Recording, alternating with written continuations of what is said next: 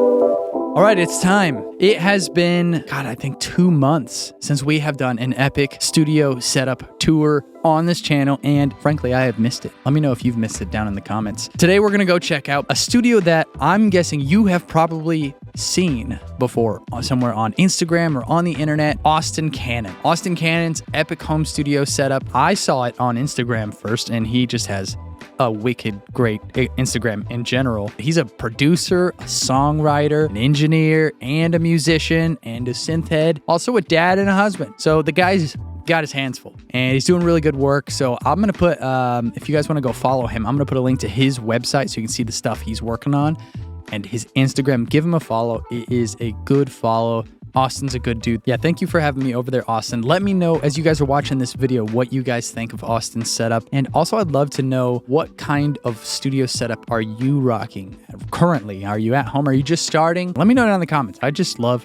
interested to see what kind of setup you guys are using. As per usual with the studio tours, the video is sponsored by our friends at Sweetwater. So if you guys see anything that you're looking for or that catches your eye in this tour, or you're just curious about any of the stuff that I'm using in my room, there are links to literally all the gear that I have down in the description. Go check it out. Or if you're looking for a specific product, maybe you see it in Austin's room, I probably have a link to it down in the description. Click those links. They are affiliate links. Thank you to Sweetwater for sponsoring this video and all the other studio tours. I also wanted to shout out a couple other things here. First, we're starting the podcast. That's right. I had said this years ago, and I started the channel, but we are now shooting, and it is happening. So if you guys are interested in songwriting, music production, recording, the business side of it, also the just life, family, work balance, that kind of conversation with very interesting, very successful people who I am lucky enough to sit down and talk with, go subscribe to the ANDREWMASTERS podcast channel. I'll put a link to it in the description.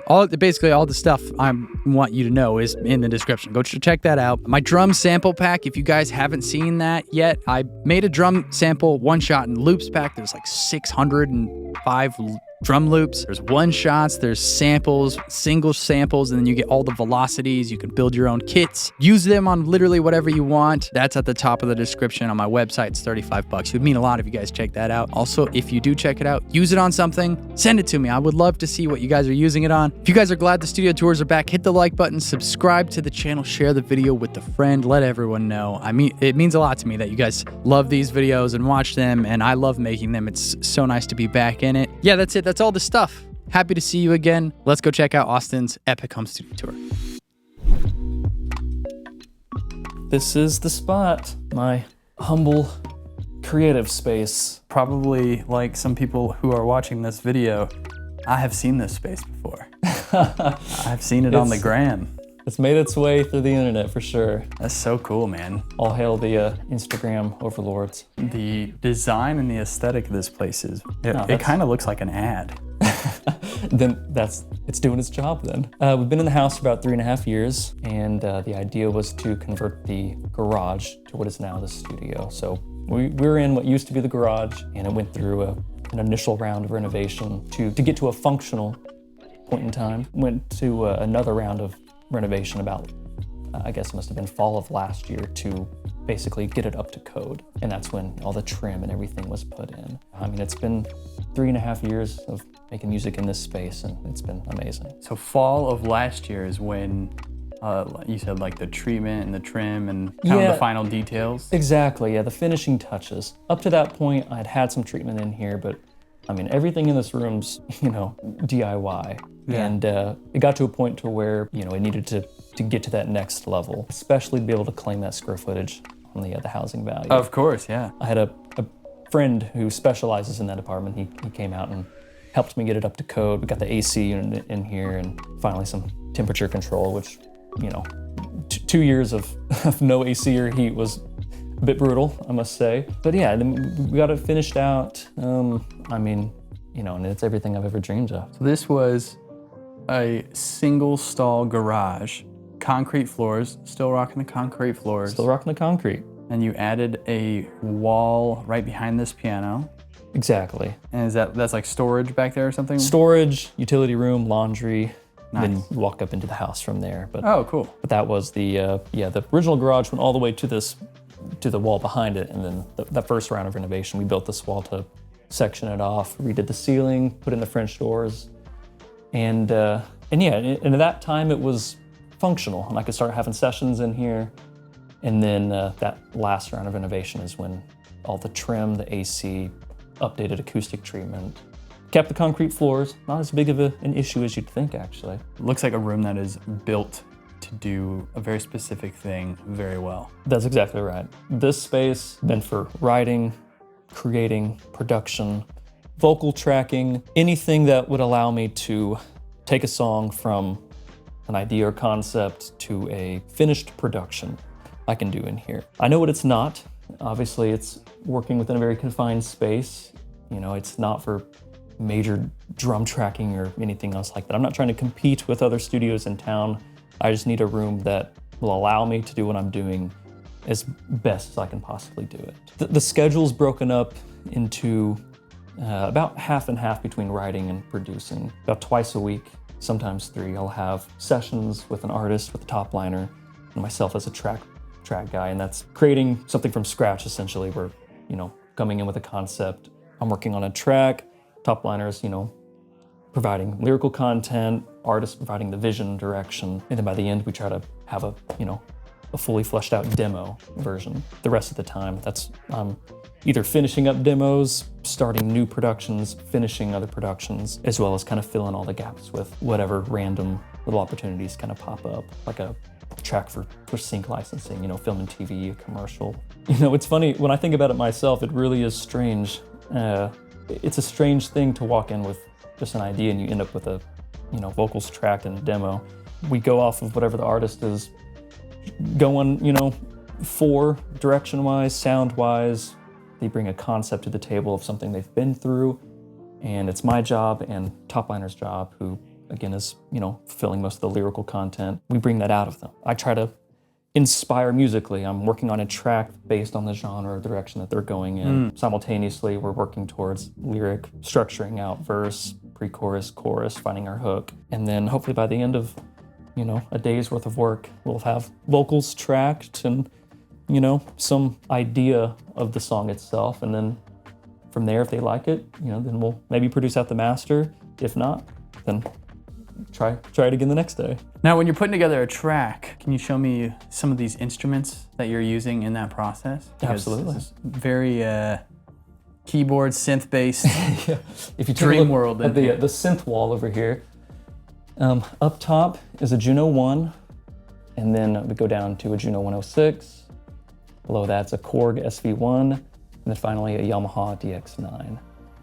And Fantastic. these have all been accumulated over many years, but to me, they each are very specifically good, you know, at certain things. The Juno 1 and the DX9, and even the Korg, I mean, they all have some pretty phenomenal presets that, for me, are go-to sounds, whereas the Juno is where I can get a little more creative and in-depth to create a sound from scratch. I've had the Juno the longest, and that was sort of my introductory synth into the whole sound design world. And you got the upright over here. Yep. Felted out. That's right. That's a Boston Oh, nice. upright. That's the problem solver, I'll put it that way. Heck yeah. If a song doesn't work sitting there at the piano playing through it, then it's not a good song. I track it as much as I possibly can. It makes its way sometimes in a little bit more of a creative way onto tracks, but I mean, it's just as beautiful to play and look at as it is recorded. I'm so happy with it. So this is the Sequential Rev 2. Man, just a phenomenal synth. And ironically, it's the last one that I got, even though all of my favorite records, I mean, these things are all over them. But it's also acting as a MIDI controller as well. So that's when I'm working in, you know, virtual synths and programming and doing that stuff. But for sound design, for go-to sounds, dude, this thing is pretty unrivaled, I think. This is the Moog Subsequent 37. Go-to for anything bass. There's not a track I do that this isn't on in some way, but just the foundation pretty much to all that low end. And that's kind of the idea for the synths in general. I mean, I like to have things that are pretty foundational and structural Sure. to the track, and I know what I can get out of each one to help, you know, work together in a way that gets the end result that I'm going for. What do you like to do for drums? Drums, between pulling in samples from Splice or other sample packs. I mean, I'm not afraid to say I'm a huge Splice user at all. But then in other times for a little bit more creativity, I can pull out this guy. TR-08, it's the boutique version of sort of standard 808. Nice. But man, it's so fun just to get a little pattern or loop going, program something out here, and then kind of start building on top of it and just let this run and go from there. Dang, that is so fun, dude. Yeah, it's a fun little piece of equipment. What's that thing up top there? The Jupiter 8? Or JP-08? Close. Essentially, it is the brain of a Jupiter. Roland makes these boutique versions of these synths that essentially are just desktop versions. Yeah. So, I mean, I can, wire this up and play some sounds on it. It's great. I actually mainly used it more so as a MIDI interface. Oh, yeah. When I'm getting somewhat creative with stuff, I can hook this guy up to the laptop, use it as an external MIDI interface, and then wire it MIDI and essentially daisy chain the synths. Oh, okay, nice. I can use this to basically send MIDI that I've programmed to the rest of the synths. Yeah.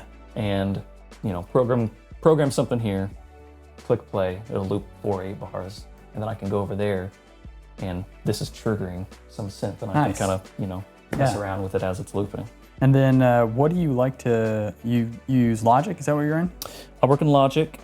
I think it's wise to know the other DAWs as well. So, I mean, I can use Ableton, I can use Pro Tools, but for me, Logic has just been the most intuitive of the DAW family. Nice, and then you got a couple Apollos here. Yep, yeah, so I got the Apollo X4, started with the Twin, then finally upgraded to the 4, and then recently integrated the X8 as well. So this one is connected to that one, basically still acting as full monitoring station while having all the DSP and, inputs. Heck yeah. For the full system here. By now, it's become a very well-oiled machine. And then you've got external channel here, right? 610. Exactly. Mark II. Was looking to up my game in terms of vocal recording. Previously, I used to go to a different studio in town. They had better gear, better room, better mics, and then it just got to the point where it would do me better justice if I just invested in the gear myself, even for just demos, to have, final quality vocals on a demo, I think would help influence artists and make that sell a little bit better. But yeah, between the 610, 2 preamp, it's got the T4 optical compressor, which is essentially an LA2A, and then the Neumann TLM103 is the mic that I'm using. You got the Biodynamics. Yeah. These are all really great products too. They not only sound good, but every time someone puts those on, I swear to God, they always say that's the most comfortable headphones they've ever worn in their life. Yeah, are these the Pro X versions? Exactly. Yeah, dude. The closed backs are so nice. That's and cool. then these are the open backs over here. Back, this is for the more critical mixing, listening and exactly, dialing some stuff in. And then tell me about these speakers. Yeah, those are the Atom Audio A7Xs. I mean, I've worked my way through several monitors, and I've landed on these because they fit the room. Yeah. I had some Yamaha HS8s before, and they were just overkill. Yeah. I've gone through some Kali Audio ones, had some M Audio ones, but these I feel like not only fit the vibe with the white color. Sure, yeah. They sound good, and they do exactly what I'm needing them to do. Obviously, on this side of the room, we've got Gabe on the couch. Hey, Gabe. But this is where everyone can kind of sit and be comfortable. Obviously, got some panels back here. Coffee. Yeah, a little coffee bar. Little accommodation. Some water, some espresso. Heck yeah, dude. Trying to set the mood, the vibe. This is like numero uno. People show up. Hey, can I get some coffee? That's exactly right. Do you have any cool stuff coming out soon, or that has just come out recently that people can go check out from you? Sure. I mean, I like to keep a selected list of songs that come out on my website, but mainly that I think, provides a good example of the sound that I'm capable of doing. And I love working with independent pop artists. I feel like Nashville has a very prominent culture of up-and-coming artists, and it's fun to be on the ground floor of a lot of it. But I mean, yeah, mostly just mainstream pop stuff. I have one coming out on Friday with an artist who, it challenged me because it was a genre that I'm not so comfortable in working. To me, that means to delegate a little bit more than I might usually do, and I think that was fun because I really enjoy the collaborative process and bringing somebody else in who might be specializing in something that I'm not good at. What's that artist? Because this will come out next Monday, so it'll already be out by then. Perfect. Maddie Ettrick. Maddie Ettrick. Cool. Yeah. And I'm guessing you like that people can find it through your Instagram and stuff like that? I always post on Instagram. Yeah, I think it's a good platform just to provide an example of, what I'm doing. I try to stay on top of it as much as possible. I try to be very intentional about its design. Yeah, no, it looks amazing, dude. Thank you. But yeah, I usually share what I'm doing, what I'm working on, and then, throughout the week kind of post some story videos of some current projects, and sometimes, the making of a sound. If I do something that I feel like is worth sharing, I like to kind of show the behind the scenes in the process of making that. Do you have any advice to someone who's maybe 15 and watching this and thinking, man, this is exactly what I want to do, the exact same setup, all the same stuff. Where should I start? What's a priority? Priority. Is it gear? Is it not gear? It's not gear. I think it's more so two things. It's the mindset for, if this is what you really want to do, you're in it for the long haul. Having patience to essentially, stick it out. I think the biggest thing I've learned in the 5 years I've been in Nashville is it really just comes down to staying in my lane and being consistent. And then over time, can you outlast the next person? That sounds a little bit weird, but no, dude. That's been my experience. If I can just keep my head down and doing what I'm doing and do it well, I have snowballed in the amount of work that ends up on my plate. I don't feel like I'm as proactive in reaching out as I was when I first started out. There's enough out there that's bringing new clients to me. But the other thing was, I think when I found my sound and I created a brand, that's how I could stand out as a producer. There's millions of us probably. What can I do different than anybody else, to stand out, to attract a customer or an artist other than the next person? And I feel like I honed in on what I like to do. I found out, this is my sound, this is the brand, this is my room. I felt like this creative space is more so an extension of myself. When I really honed in on what that was, I feel like that's when it's when the floodgates opened, if you will. Thank you so much. Yeah. It's been super fun hanging and checking out your stuff. I'll put links to your website, Instagram, all that stuff. Perfect. Down in the description for everyone. Thank you guys for watching, and we'll see you in the next one.